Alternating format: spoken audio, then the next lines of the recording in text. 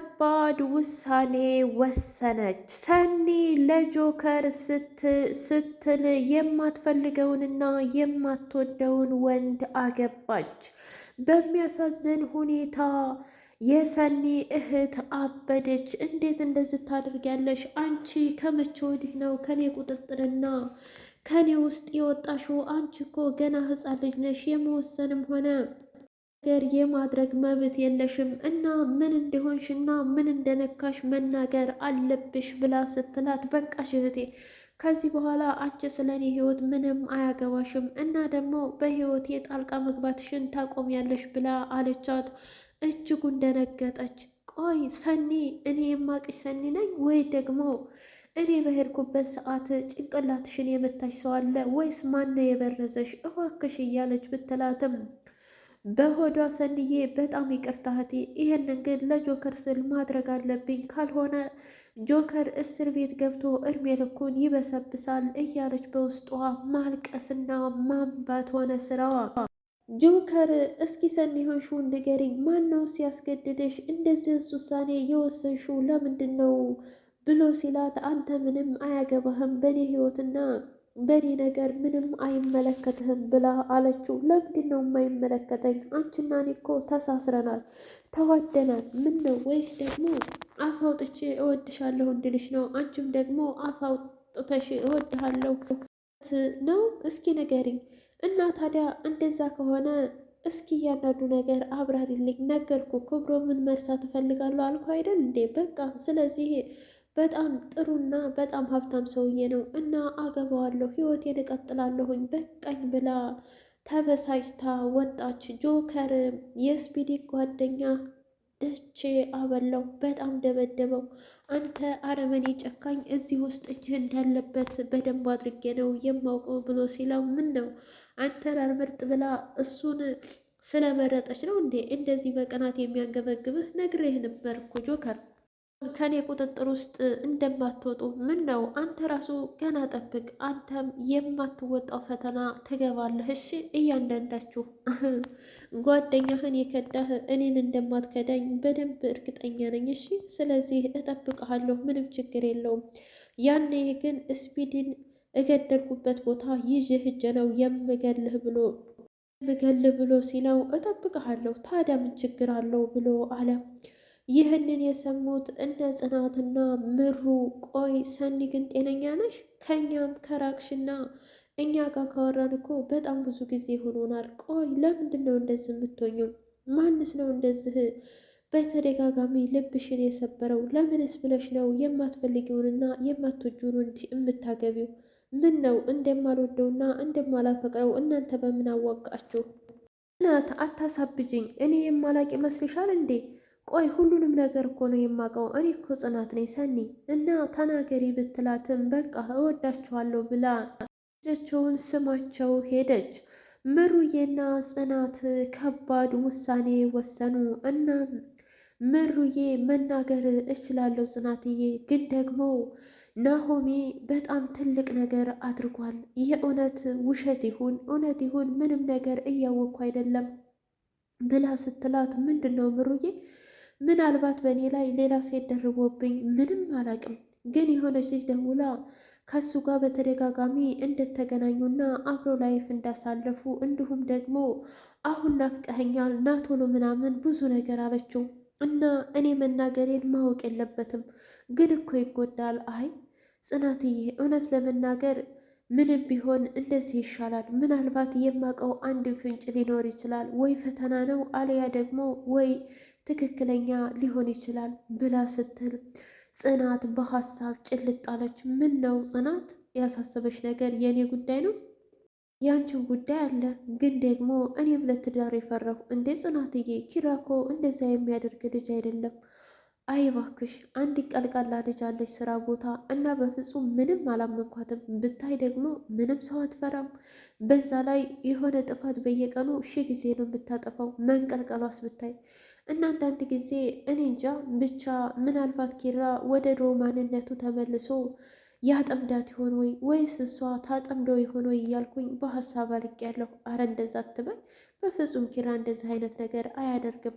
እሱ እኮ በጣም ጨዋና እንዲሁም ደግሞ ያለፈው ህይወቱ ሙሉ ለሙሉ የደለተ ሰው ነው። ሰላም ሰላም! ውድና የተከበራችሁ የትርሲት ስንዲቅ ሚዲያ ቤተሰቦች እንዴት ናችሁልኝ? ሁሉ መልካም። እኔ እግዚአብሔር የተመሰገነ ይሁን ሰላም ነኝ፣ ደህና ነኝ። ለዚህ ቻናል አዲስ የሆናችሁ ሰብስክራይብ እያደረጋችሁ ቤተሰብ የሆኑ ነበር ቤተሰቦች ደግሞ ስለምትከታተሉኝ እጅጉን አድርጌ አመሰግናለሁ። እጅግ አስተማሪውና አጓጊው ጽናት ድራማ እንደቀጠለ ይገኛል። በጣም የሚያሳዝነው ነገር የሀዊ መደነጋገር ነው። ሀዊ ለናሆሚ ብነግረውስ ባልነግረውስ ወይስ ደግሞ እኔ ወጥመድ ውስጥ ብገባስ ብላ ብቻዋን መጨነቅና መጠበብ ሆነ ስራዋ። ከዛ የናሆሚ አባት መጥቶ ሲቀሰቅሳት እንዴ ምነው ጋሽ ምነው አንቺ ምነው ልበልሽ እንጂ ቆይ በዚህ ልክ የት ሄደሽ ነው እንደዚህ በሀሳብ ጭልጥ ያልሽው አልኩኝ አይደል? በጣም ይቅርታ እኔማ ችግር የለውም አንቺ ግን በዚህ ልክ ናቸው ወይስ ደግሞ ባለቤትሽ ነው እንደዚህ የሚያሳስብሽ ብሎ ሲላት፣ አረ ምንም አሁን እኮ ገበያ ምን ሂጄ ምን ልግዛ ምን ልስራ እያልኩ ነው። ታዲያ ምን ችግር አለው? አሁንማ ብሩ ተነሳች አይደል እንዴ? እንዲያውም አብሬሽ ካልሰራሁ ነው የምትለው። ስለዚህ እሷን ጠይቂና የምትፈልጊውን ነገር ገዝተሽ ትመጫለሽ። እንደዚህ አታስቢሽ ልጄ ሲላት፣ እሺ ጋሼ በቃ እነ ምሩን ልጥራለህ፣ ምሩና ጽናት እዚህ ናቸው እያወሩ ነበር ብላ ስትለው፣ እሺ እንደዛ ከሆነማ ጥሪያቸው ብሎ ጠራቻቸውና እያንዳንዱ ነገር ስትነግረውና መናገር መቻሏን ሲያቅ የናሆሚ አባት በጣም ደስ አለው። በቃ ከዚህ በኋላ ለምሩዬም ደውዬ እነግራታለሁኝ እና ቤታችን በደስታ ይሞላል ብሎ ሲላት ምሩዬ በጣም ቅር አላት። ምን ነው ልጅ የተፈጠረ ነገር አለ? እኔ እንጃ፣ ምናልባት ማዘሯ ደስ ላይላት ይችላል ነው። እናትሽ እኮ ተቀይራለች ማለቴ ምንም ቢሆን የልጅ ልጃቸውን አይደል ያጡት እና እሱን ነገር አሁን መቋቋም አልችልም። እሱ እኮ ታዲያ የፈጣሪ ፍቃድ የሆነው ነው እንጂ አንቺ ምን አጠፋሽ? ኧረ ተይ ምሩዬ ተይ፣ ደግሞም እኮ ነገ መውለድ መርገም ትችላላችሁ ብሎ ሲላት፣ አይ ከሆነ ነዋ ምናልባት ከሌላ ሰው ወልዶ ካልመጣ ብላ ስትል፣ እንዴ ምን እያወራሽ ነው በውስጥሽ? አረ ምንም አላወራሁም ጋሼ፣ ምንም ነገር አላወራሁም ብላ ደበቀችው። እሺ እንደዛ ከሆነ ምንም ችግር የለውም፣ ለማንኛውም እኔ ልሄድ ብሎ ሄደ። ቅዱሴና እንዲሁም ናሆሜ እንዲሁም ኪራ ቁጭ ብለው መዝናኛቸው እየተዝናኑ ስለ ሚስቶቻቸው መቦቅጨቅ ጀመሩ። እናም ቆይ ግን ያቺ ማለቴ ፍቅረኛ ሰላም እንዴት ናት ብለው ሲጠይቁት ኪራና ናሆሜ አላቅም፣ በጣም ግራ ገብቶኛል። አክስቴም አይኗን እንዳያት እየፈቀደችልኝ አይደለም። ልጅቷም ደግሞ ቀን በቀን ወደ እኔ ትመጣለች። ምን ፈልጋ እንደው አላውቅም፣ እኔን ለማሳጣት ወይም ደግሞ እኔ ላይ ለመጫወት ብቻ በጣም ብዙ ነገር ግራ ገብቶኛል። ቆይ ግን ቅዱስ ተወዳት የለ ታፈቅራት የለ ታዲያ ለምንድን ነው ቀርበ ችግሯን የማትረዳት? ምናልባትም እኮ እኛ እንዳሰብናት መጥፎ ላትሆን ትችላለች። አሊያ ደግሞ ያኔ የትታ የሄደችው የሆነ ምክንያት ሊኖራት ይችላል። አንተስ ይሄን ነገር ሳትጠይቅና ሳታውቅ ለምንድን ነው ሁሌ እንድተከዳህና እንድተበደልክ አድርገህ ሁሌ ማስመሰል የምትኖረው? የእውነት ይሄ አንተንም ይጎዳሃል ብለው ሲሉት፣ ለነገሩ ልክ ናችሁ። እሺ አንተ ጽናቴ አላውቅም፣ ጸባዋ በጣም ተቀይሮብኛል። በእርግጥ ሀናም በጣም ቀልቃላ ነች፣ እውነትም ያሳብቅባታል። ግን ደግሞ እኔ እኮ ባለትዳር ነኝ፣ የተከበርኩ ነኝ። ከዚህ በኋላ ምን ነጭ ፀጉር አላበቅል መችስ ከሌላ ሴት ጋር መሄድ። ጽናትዬ ግን በጣም እየቀናችብኝ ነው ብሎ ሲነግራቸው፣ እሷ እኮ ታዲያ አንተን ማጣት ስለማትፈልግና ስለምትወድህና ስለምታፈቅርህ ነው።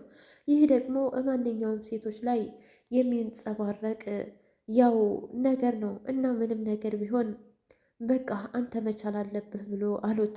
ናሆሜ ገና ምን አይተህ ኪራ፣ ገና ትንገበገባለህ። ልጆቹ ሲመጡ ደግሞ ብታይ ተወኝ እስኪ። ከስራ ስትመጣ የልጆቹ ጩኸት አባዬ አባዬ የሚሉ ጽናቴ እንዳርግልኝ ኪራ የምትልህ በጣም ብዙ ነገር አታስብ፣ ብቻ ልጅ እንውለድ እንጂ ሁሉንም እንከባከባለሁኝ ብሎ አለም።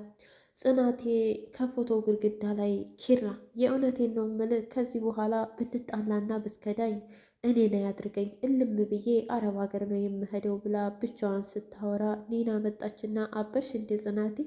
ያው እንግዲህ የጓደኛሽ ፍቅር ማሳበዱ አይቀርም። ይገርማል። እናንተ ግን ትዳርም ውስጥ ሆናችሁ ልክ እንደ ፍቅረኛሞች ነው የምትሆኑት። ምን ማለት ነው? አላቅም። አንቺም እሱም ፍቅራችሁ በቃ ብድ ስክር ያለ ነገር ነው።